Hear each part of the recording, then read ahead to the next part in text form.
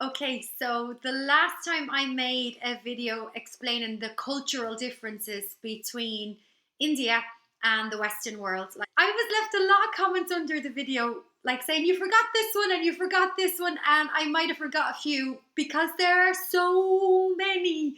We're going to go through the extreme cultural differences between India and the West. Part two. Let's go. So the first one up, and possibly the most obvious, that I don't know how I didn't put it into the first video, but anyway, is in the West, when we do a number two in the toilet, we use toilet roll to clean up, yeah? And we flush the toilet roll down the toilet. But in India, no, you can be walking for a long, long time if you're looking for a toilet that's going to provide you with toilet paper. Indian people do it in a more natural way with a hose pipe and a hand. As long as they wash their hand after, it's fine. So when I was in India, I did go native. So I have experience of cleaning myself both ways. And I possibly would prefer the Indian way, but that's not possible for me to do when I'm here in Ireland. But I think the Indian way did leave me feeling a little more cleaner. So again, just different ways, but whatever takes your fancy, whatever works. The next cultural difference is that Indian people marry so young. By the time you're 26, maybe, in India, if you're not married, you're considered old. If I seen one of my friends marrying at the age of 26 here in Ireland, I would try to convince them not to do it, because that to us is like crazy. We just don't marry that young.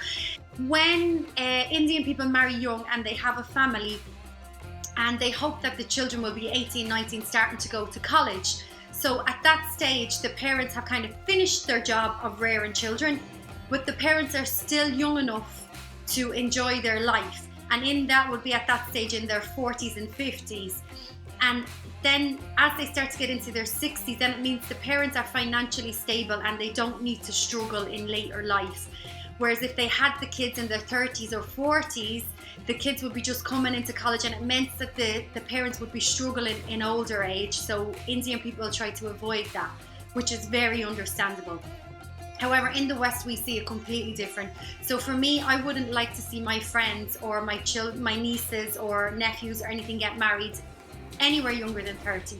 I want to see them live their life. I want to see them explore the world and actually get on the career path and start to make a nice, decent salary, so that when they do have kids, they already have the money to fund the children. So I suppose it's just a different system, but like obviously it's working in India. The population is 1.3 billion. So not wrong, not right, just different.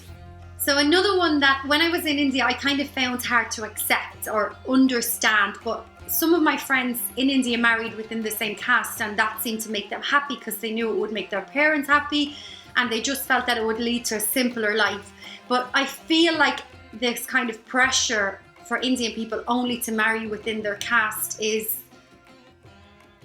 it's maybe unfair that society expects this from them, because in the West we believe that you can't help who you fall in love with.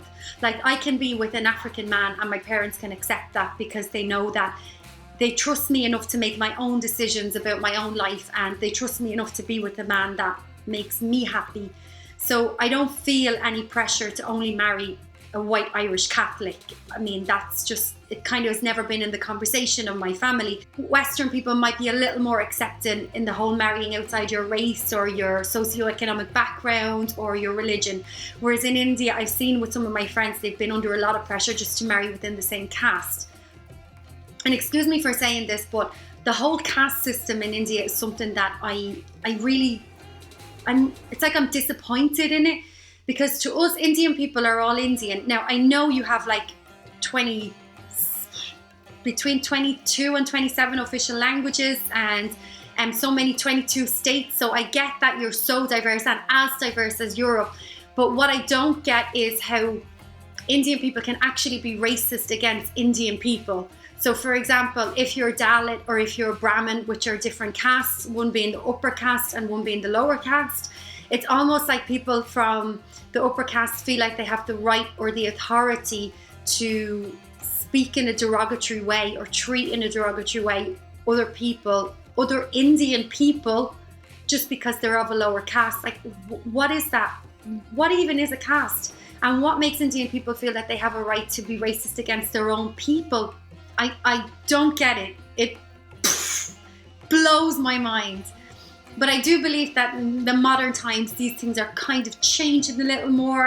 And obviously everything I say in this video is a massive generalization. Like, India has 1.3 billion people in the country. So it's just not possible to make one rule or one statement and that fits all. I get that. But I'm just speaking about, in my personal experience, watching it from the outside, I can see things that maybe people right in the middle of the culture wouldn't see. The next one is one I found absolutely hilarious, like hilarious. Walking down the streets of Mumbai and Delhi, I seen two men, not gay, just two friends, holding hands. What's with that? Two men, boys, just walking down the street holding hands like they're a couple, like they're madly in love with each other. But I know that they're not gay because I've asked them or I've spoke to friends who do it, and it's just, I don't know, leave a comment underneath and let me know what is that. Like, in Ireland, you would never see, not in a million years, two male friends walking down the street holding hands. Like, you wouldn't see that. The only time you would see people holding hands, if A, they're a couple, a heterosexual couple, and they're in love and they're holding hands because that's what couples do, or B, they're a gay couple and they're holding hands. Or, okay, could be C, there could be parents, like a father and son, but you wouldn't see just two male friends walking down the street holding hands. Like, never. Like, just no, I don't get it. Talk to me. Leave a comment. Explain. Okay, next up we have possibly my favourite one. When Indian people say yes with the head wag, it looks more like no. So in the West we say no like this. We shake the head from side to side, and obviously you know that we say yes like this, up and down. But when, like, for example, if I say to my Indian friend, do you want some chocolate? And he says, I don't give him the chocolate because I think he doesn't want the chocolate. And inside my head, I'm thinking, what sort of a weird person doesn't want chocolate? I mean, everybody wants chocolate. And inside my friend's head, he's thinking, why did she ask me if I want chocolate? I say yes, and then she doesn't give me any chocolate. So, if you're Indian and you're communicating with a Westerner and you're saying yes, the message might land a little easier if you say. And likewise, if you're a Westerner and if you're in India and you see somebody doing this, it means yeah, give them some chocolate. Okay. When I was in India, I wore a sari because I love them. I think they're so beautiful. And one of my good friends, she took the time out to teach me how to put a sari on me. I wasn't perfect at it, but it was manageable. But one of the things I struggled with is showing off my stomach. So at the side of the sari, you know, you can see the flesh. In the West, the only woman that shows off her stomach are women who have six packs. Like, literally, who have really flat stomachs and they're super confident and they can say, this body looks amazing. But in India, it didn't really matter what size the woman was. When she was wearing a sari, she was showing off the midriff. And that to me was like, because I seen like one or two of my friends, they're not small girls, they'd be quite heavy girls. And they were just happy to show it all off. Wearing the sari, bellies out. Good for them. It's great that they have the confidence to do that. But I just felt so insecure showing off my stomach because of my conditioning. Being a Western woman, we only show off our stomachs if it's got a six pack. So I'm sure most of you know, here in the West we have one God, and his son is Jesus Christ. So we've just got one God. But in India, in Hinduism, they have, well, I know there's more religions than Hinduism in India, but in Hinduism they have something along the lines of 33 million gods. I mean, like, how do you pray? How do you sit down at night time and pray how do you choose which one? Do you know what I mean? Like, I know we have a saint, Saint Anthony, and if you lose something, you say a prayer to Saint Anthony, all right? Because he'll help you find them. And if you're an absolute lost cause like me, you say a prayer to Saint Jude, because Saint Jude is the patron saint of lost causes. So is it like that in India? You pray to different gods if you want different results? Like, explain that as well. Leave a comment underneath if you can explain that. But the one thing I love, my favorite god is Ganesha, all right? So to anyone from the West watching this, here's an explanation. Me and my Western friend, we were in India and they had this statue of an elephant everywhere. Like it's an elephant head on a baby body. And we were laughing saying like, those Indians having an elephant head god, and we thought it was funny. And genuinely we were laughing, and we were wrong, but I'm being honest here. And my friend Shiva from the south of India, he explained to me, he said, but Jerry, what you're not understanding is we don't actually believe that there's a such god with an elephant head. The god is a metaphor for what humans should be.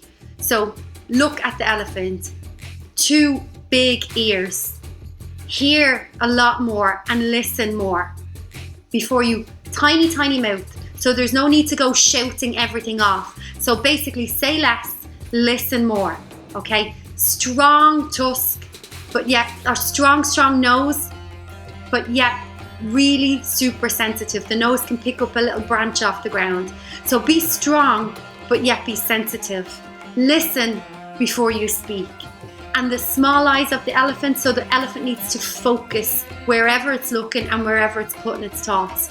So focus more, say less, listen more, be strong and yet be sensitive. And that's what Ganesha, when my friend Shiva explains Ganesha to me, I now love Ganesha. It's like, I look at the statue and I just remember what I want to be or who I should be. And finally, the reversing of the food groups. So before in India, or the majority of the population was vegetarian. Probably still is, the majority is vegetarian. But in the West, everybody eats meat, or has throughout the years. Everybody was always meat eaters. So technically we had West meat eaters, India vegetarians. But now in the last decade or so, a lot of Westerners are realizing the detrimental effect that meat eating and meat farming has on the environment. So a lot of people are pulling back on the amount of meat that they eat. So for myself, I used to eat a lot of meat, and now I've become almost vegan, but definitely vegetarian. And in India, people are starting to get more money, and people are moving into the middle classes. So they're starting to get a taste for meat, and they're starting to eat meat. So it was like meat on the West up here and meat in India down here, because they were all vegetarians, but now the levels are starting to change. And I don't know if that's really a good thing for the planet. I feel like the best thing for the planet is if we all ate less meat. So maybe we can take that on board a little bit. Anyway, namaste.